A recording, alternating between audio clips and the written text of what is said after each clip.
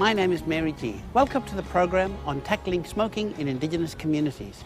We're going to explore how different communities are trying to reduce tobacco use and help our people stay healthy. Young people in Gippsland have made ads to try and stop other young people from taking up smoking. So we say to people, if you don't smoke, don't smoke. Marimah Primary Healthcare Service in Broken Hill is running a program helping people cut down and quit. Here in Broome, Mena and Sharon from Broome Regional Aboriginal Medical Service are working to help the community stay healthy and not smoke. I spoke to Mena and Sharon about the work that they do to help people quit or reduce their smoking.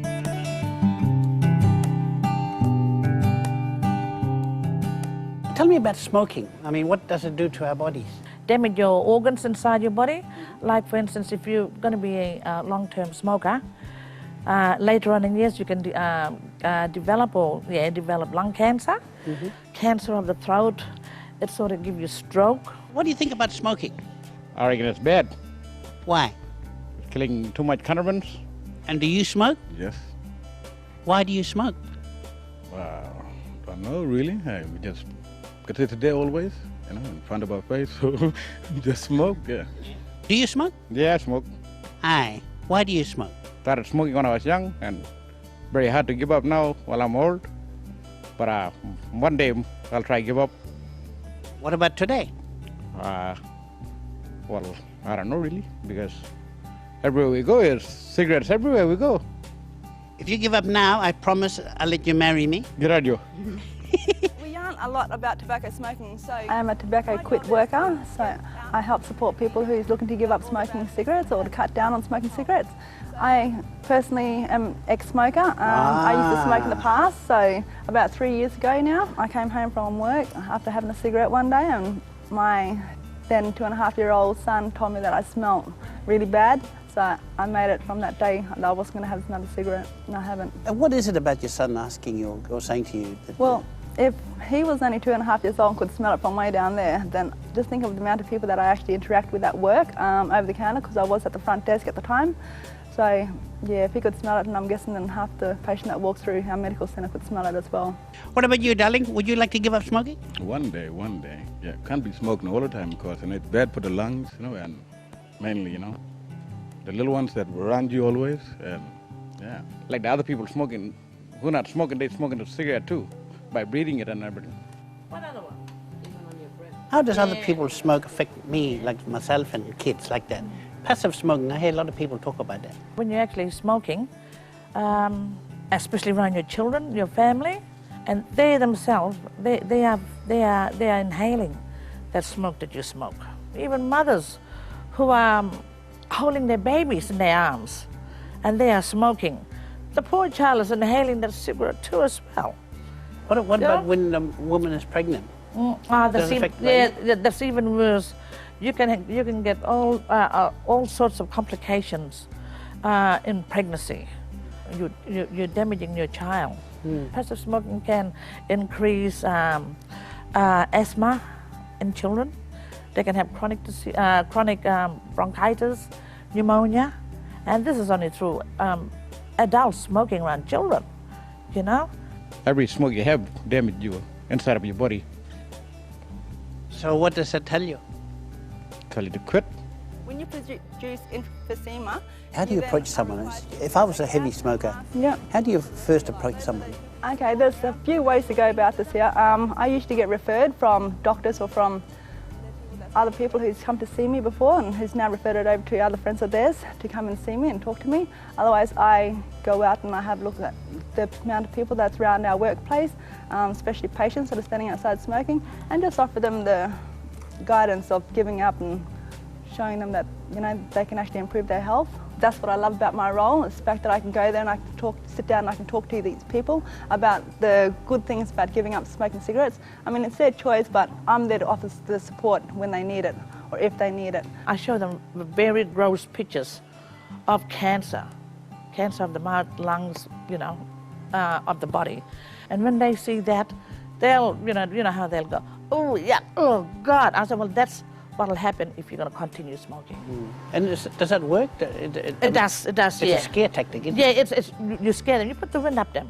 I tell them, have a yarn with my friends, tell them to give up one day, because maybe down the track you're going to be, too late to give up. We'll be waiting in a dying bed from smoking cigarettes. True, true, true. What about you, darling? Right. A lot of people dying from cancer and stuff, yeah. We can't afford to stop talking about tobacco. We can't. You sit down, you have a good yarn with them.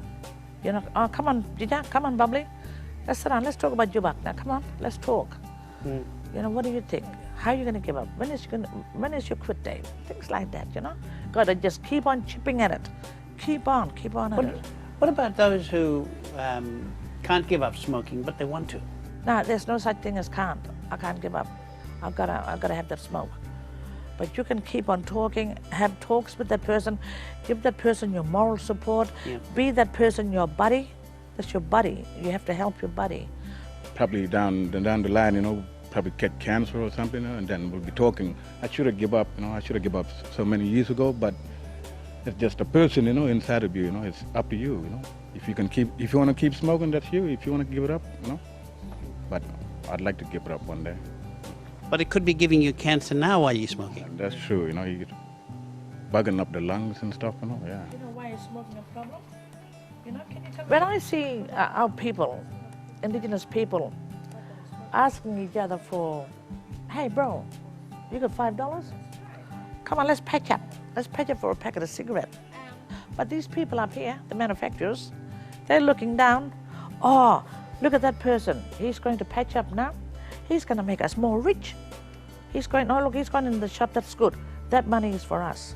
That's the bottom line, isn't Yeah. it? People are making a lot of money from out of people suffering. Yeah, when they are looking down, these poor people, they are dying one by one. But yet making these people here rich. We are dying one by one. And it's only through smoking. Is there anything special you'd like to say to our people? Quit now, because it's never too late to quit.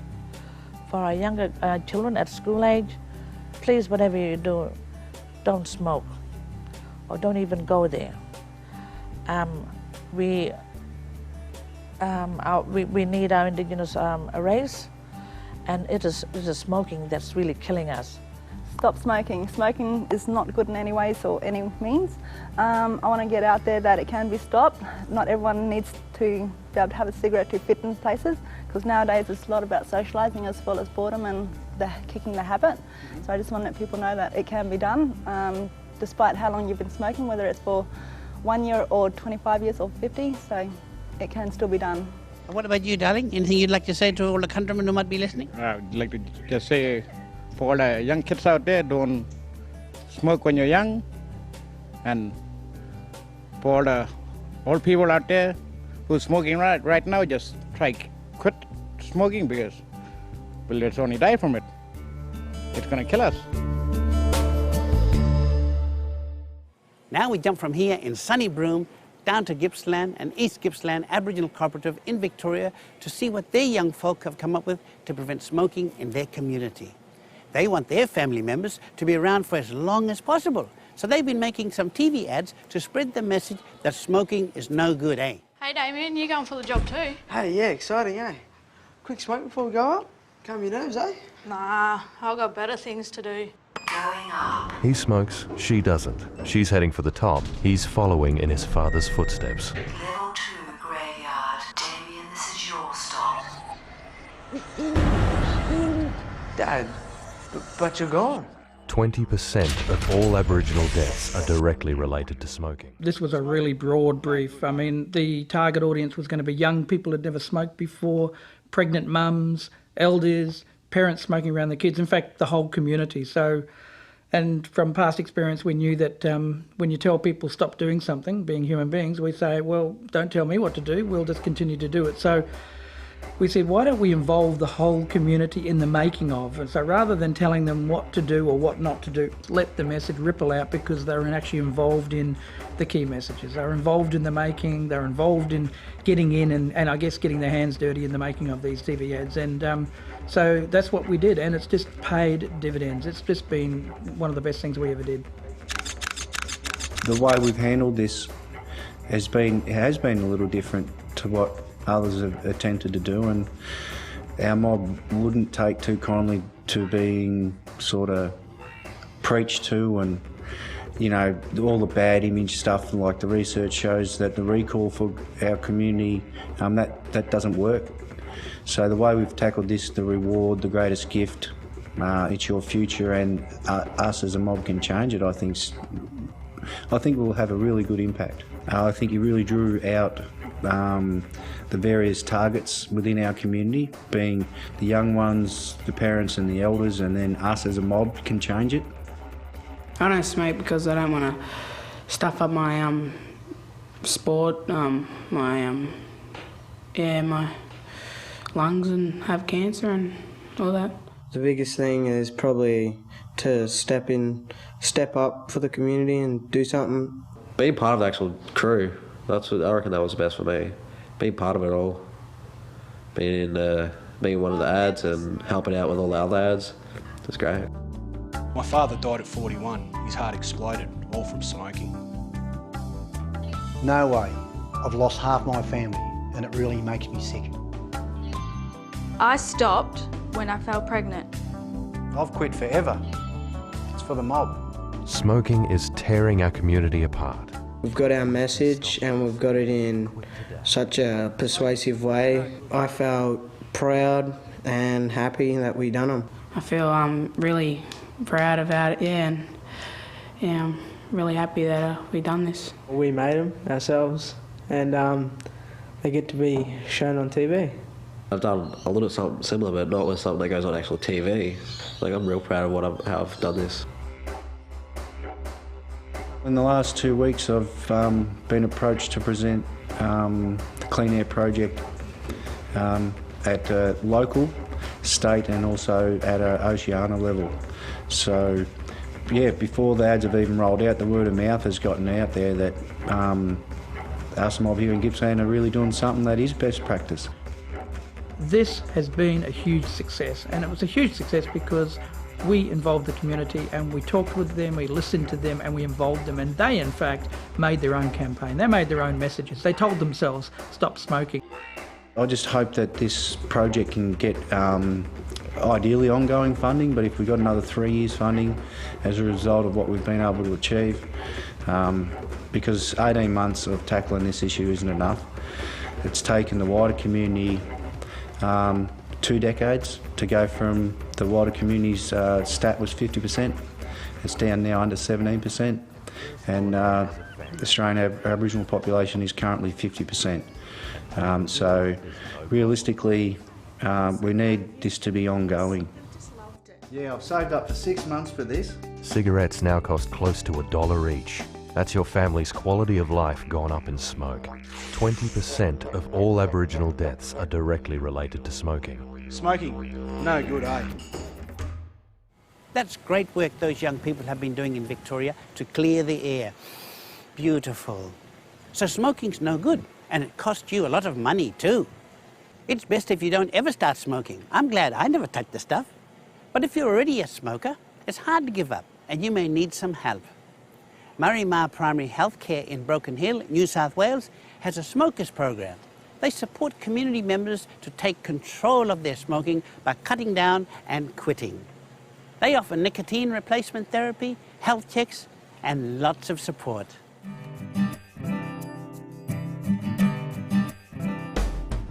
The Marimah footprint covers 200,000 square kilometres, the main communities being Broken Hill, Wilcannia, Menindee, Dareton, and the majority of the footprint encompasses the Barkindji cultural boundaries. In about 2005, Marimah established a program to do adult health checks in all of our communities. And when we had a conversation about what we would screen for in the adult health checks, we were a bit stuck on smoking, because obviously we wanted to ask people if they smoke. We knew the prevalence was high, and we know smoking is a risk factor for disease. The Marimah Smokers Program really suits the Aboriginal community because the Aboriginal community are one of the hard to treat population groups around tobacco. The community know that smoking kills people, and so they actually have an expectation of us as health workers when they come to a health centre One, to not see us smoking, and two, for us to ask them about it and provide support for them to quit. Hi, Elaine. Hello, how you going there, mate? How you been? Oh, all right. Yeah? Yeah, what have you been up to? So you know why I got you back in it, do you? Yeah, because the insulin wasn't working for me. And they said, I seen the specialist. Well, I'm 58 and I'm a diabetic. So, and the doctor was always harping on me to give up smoking because of my diabetes and everything. Elaine, I notice you're still smoking. How do you feel about smoking now? I still smoke coal, but I know I've got to give it up because of the diabetes and everything. Have you heard about a program at Marimah? Oh, the doctor. It was my friends, they all smoked, everyone smoked. Work, everyone smoked, they all went outside thing, and I used to think, oh, I'll go out and join them and have a smoke. So what I'll do is I'll refer you on to one of our caseworkers and they'll follow you up and bring First thing in the morning, as soon as I got out of bed, I would have a cigarette in my hand and I would smoke, and then I'll have breakfast, and then I'll have a couple of smokes. It's hard to give up, but once you give up, you'll find it a lot easier. We're here to help you, we got. If they've come in and they've said they want to quit, I ask them why, and that we do have a 12-week program that we have at Marimah, and we can start them on a management plan. We have a cohort of workers trained in the smokers program from different disciplines, but also from different backgrounds. So we provide the nicotine replacement therapy to support community members to deal with their physical craving of tobacco, but also we have the intense weekly follow-up. We believe we have their trust, so we need to reconfirm with them that if they do start smoking again, that we're not there to judge them, and that we'll try and get them back on track and support them onto the program again. Alright, so Uncle Collie told me that you wanted to give up smoking. Well, I want to try. I want to try. I want to try, Chris. I think it's time I've tried. Alright, so what are some withdrawal symptoms you had last time you tried quitting? Or just mood swings. You know, your uncle, your aunts, your mum sometimes smokes, your father smokes. So, you know, I've noticed in the younger generation they don't seem to be taking it up as much, but yeah, definitely the older ones sort of still they're hard smokers and core smokers. So. This is just so we can show you that it goes down when you quit, so you can actually see how healthy you start to get. When I quit smoking, with my family away, that was good, but I had the support of the workers at Marimah Health. They were really good. I could pop in and see them, or I'd ring them up. There was no hassles, and they just kept encouraging you all the time, and it was just the positive feedback I got from them that you thought, well, I don't want to go back to smoking anymore. The Marimah Smokers program is successful because the combination of that supportive counselling approach and also using the nicotine replacement therapy, which we subsidise for the community, so it's affordable. The evaluation found that after 12 months, 26% of people who'd joined the program who'd attempted to quit had quit. So we thought that was a pretty decent effort, and it's pretty consistent with the evidence overall. The temptation is still there to take it up, especially when my friends are still smoking. And then I look at them and think, oh God, no, I don't want that. Having people tell me how good I look in the face and my hair, and I don't smell and I look great, it's the best thing.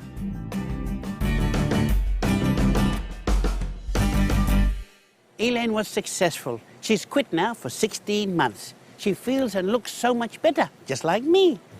You know, our smoking affects our kids too. It can affect our babies even before they are born. Our kids see us smoking and they think it must be okay. They also breathe in our smoke, and that can make them sick as well. Sometimes there's a lot of smoke floating around the house. Our whole community would be healthier if we all quit. Mena and Sharon from Broome regularly talk to groups in the Kimberley about the dangers of smoking. Keeping fit is a big part of that, and they invited me to join them at a weekly exercise group.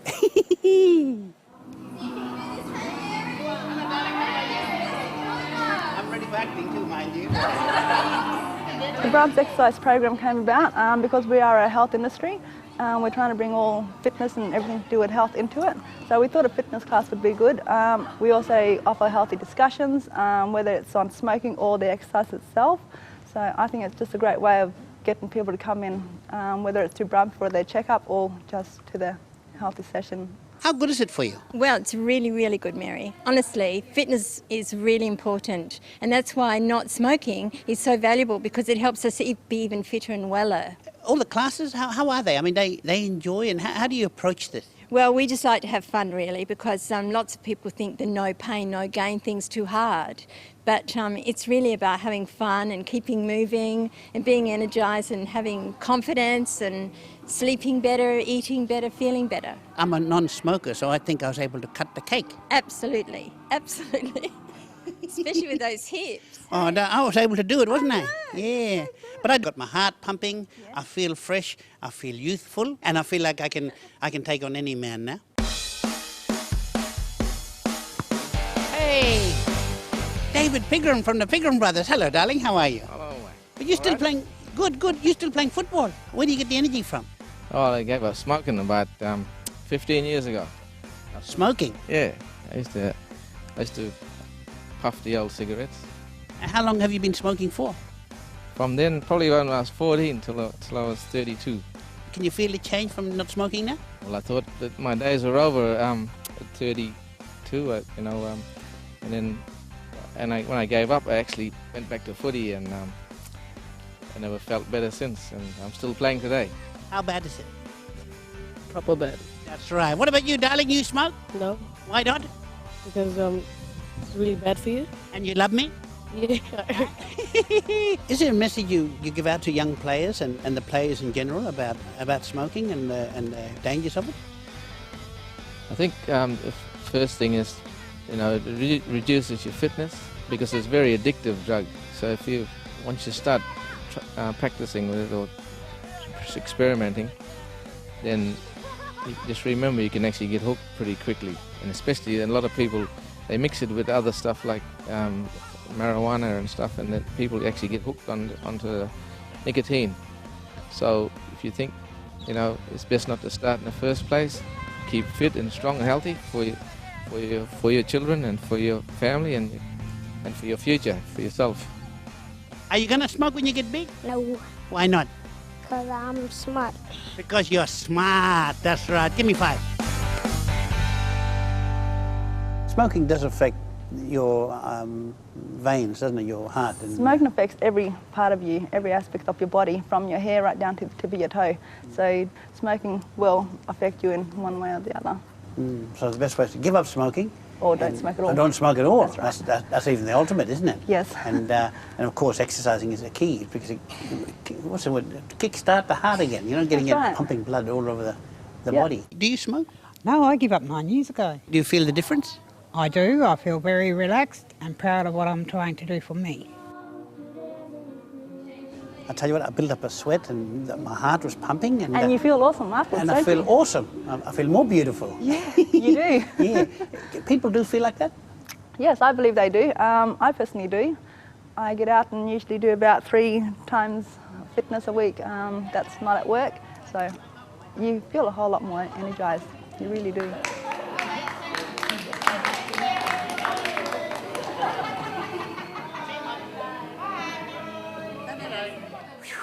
That was hard work, but it would have been much harder for me to do those exercises if I smoked. Smoking is like a chain reaction. You do it, your kids do it, and their kids do it. Let's break the chain, bust it open.